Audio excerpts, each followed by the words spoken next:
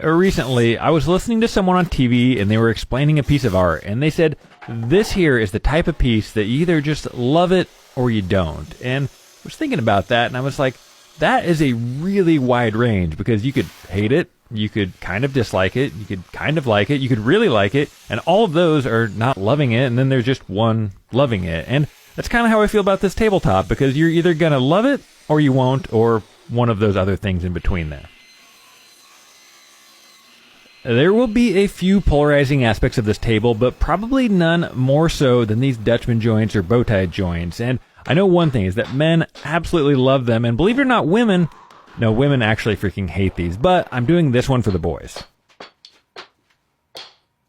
Something else that men are generally interested in and women have no idea even exists, other than my YouTube channel, is Damascus steel. And if you're interested, this is a Damascus marking knife that I personally offer for sale, and if you want some more details on this, you can go to blacktailstudio.com.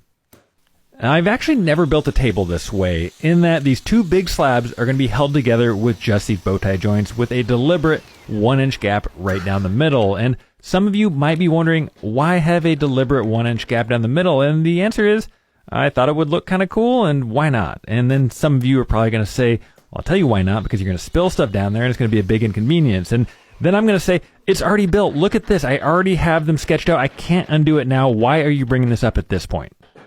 Sorry about that. That kind of got away from me there for a second. But speaking of that, did you know there is a huge portion of the population that has no inner monologue, meaning they do not have conversations with themselves, and they cannot actually form like sentences in their head? And my wife is one of these people, and I know what you're thinking. Your wife does not have thoughts in her head, and yes, that is correct. My wife does not have thoughts in her head, and she calls it no inner monologue, but it's an insane phenomenon, and look it up if you don't believe me.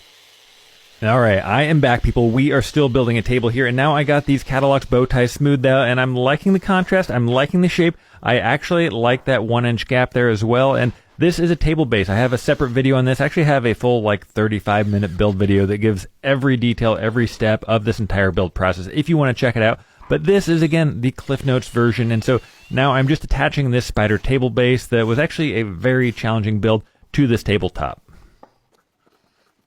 Instead of doing a kind of boring basic roundover on the top, I went with this 22-degree chamfer on the underside, and I do have this novelty oversized bit that can cut up to 2 inches deep, and it's not supposed to be used in handheld routers, but I found it works if you go slow enough.